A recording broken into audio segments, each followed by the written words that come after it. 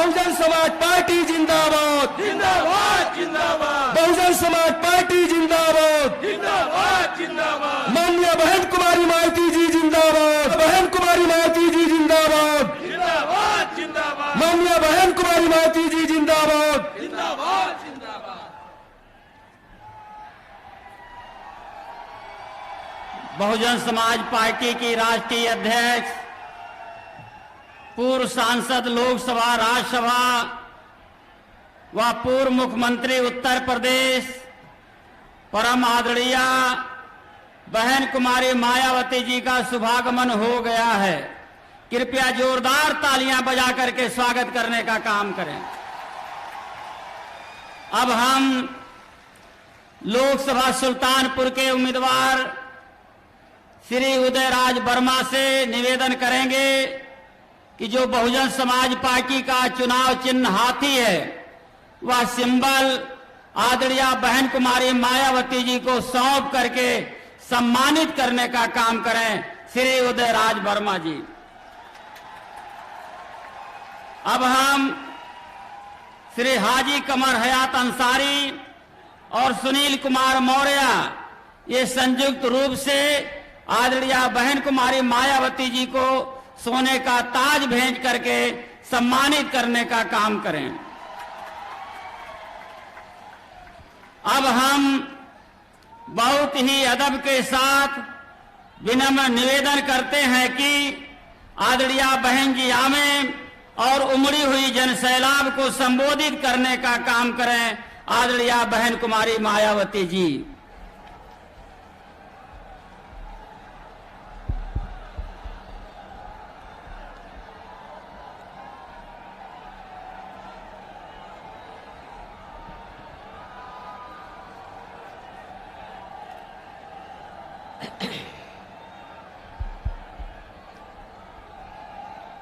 BSP की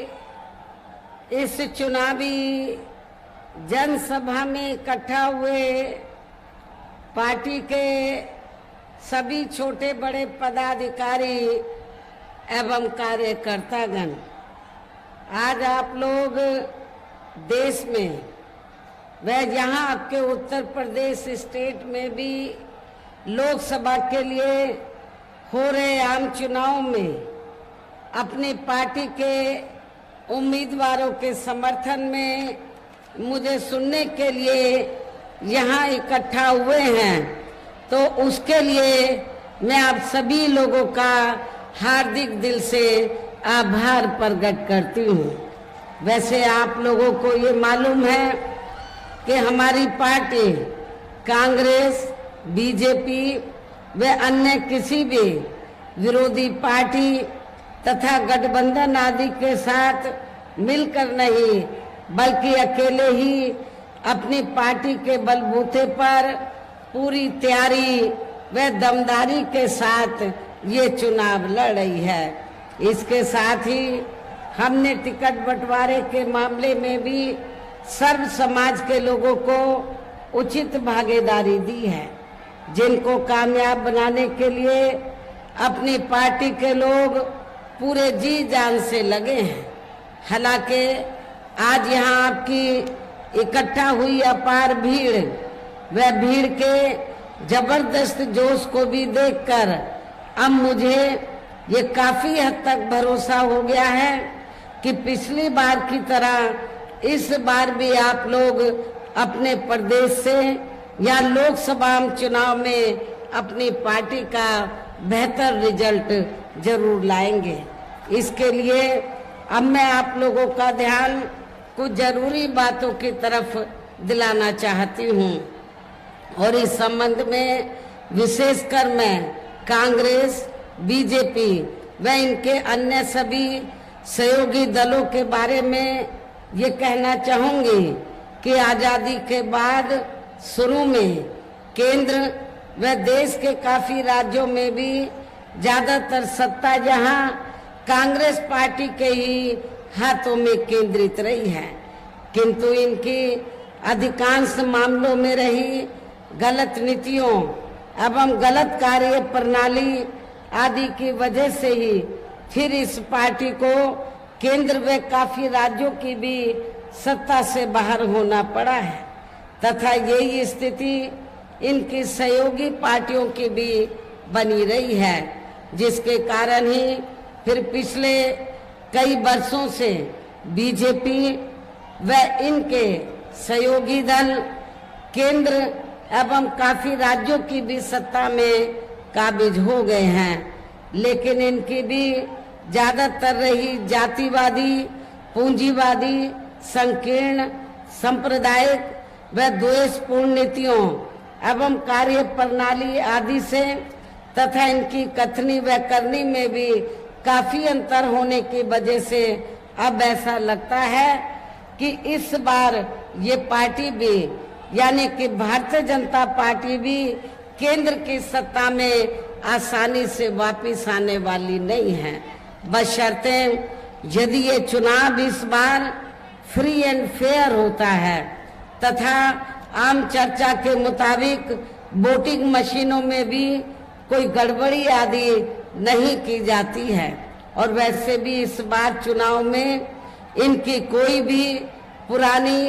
एवं नई चल रही नाटकबाजी, जुमलेबाजी व गारंटी आदि काम में आने वाली नहीं है, क्योंकि अब देश की जनता काफी हद तक इस बात को समझ चुकी है कि इनकी पार्टी ने अब तक देश के विशेषकर गरीबों, कमजोर तबकों, मध्यम वर्गीय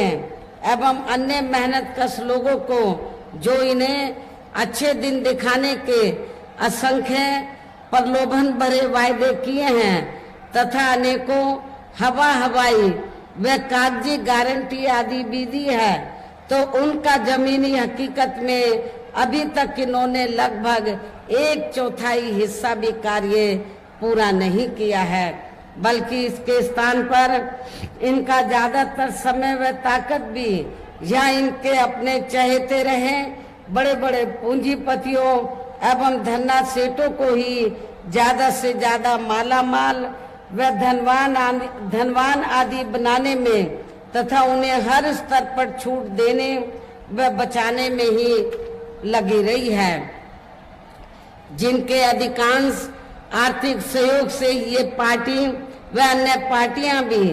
अपना संगठन चलाती हैं तथा चुनाव आदि भी लड़ाती हैं, जिसका काफी कुछ खुलासा बॉन्ड की आई रिपोर्ट से भी हो जाता है। और इस संबंध में वैसे आप लोगों को ये मालूम है कि अभी कुछ दिन पहले तो बॉन्ड के मामले में माननीय सुप्रीम कोर्ट के द्वारा तो जो मीडिया में रिपोर्ट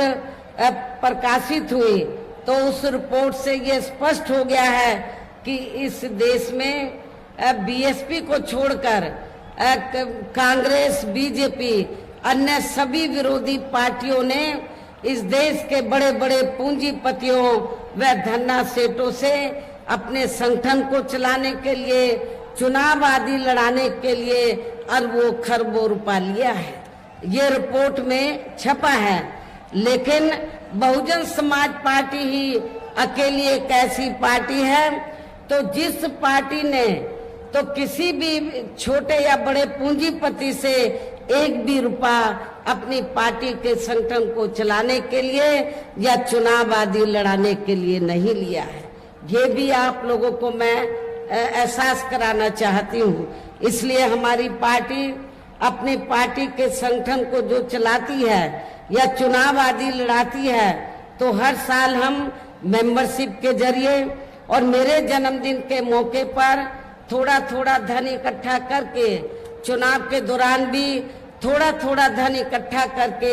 इसी पैसे से हम लोग अपनी पार्टी के संगठन को चलाते हैं और चुनाव आदि भी लड़ाते हैं। इसके साथ ही अब ऐसा लगता है कि कांग्रेस पार्टी की तरह ही बीजेपी ने भी केंद्र की तमाम सरकारी जांच एजेंसियों का ज्यादातर राजनीतिकरण ही कर दिया है। इसके अलावा देश के किसान वर्ग भी वर्तमान बीजेपी की सरकार में शुरू से ही अपनी विभिन्न समस्याओं को लेकर काफी ज्यादा दुखी व परेशान रहे हैं और अभी भी हैं, जबकि यूपी में 4 बार हमारी पार्टी की रही सरकार ने इनके हितों का भी हर स्तर पर विशेष ध्यान रखा है। उत्तर प्रदेश में जब जब भी बीएसपी के नेतृत्व में सरकार बनी है तो हमारी पार्टी की सरकार ने तो किसानों को खेती करने के लिए समय से तो इनको हमने सस्ते साधन उपलब्ध कराए, और इतना ही नहीं, जब इनकी फसल पककर तैयार हो जाती है तो इनकी फसल का भी हमारी पार्टी की सरकार ने उचित दाम दिया है। लेकिन अब किसान इन सब मामलों में वर्तमान सरकार में या पूर्व की सपा की रही सरकार में बहुत ज्यादा दुखी रहा है। इतना ही नहीं, बल्कि केंद्र में पूर्व की रही कांग्रेसी सरकार की तरह ही वर्तमान भाजपा सरकार में भी इनकी जातिवादी,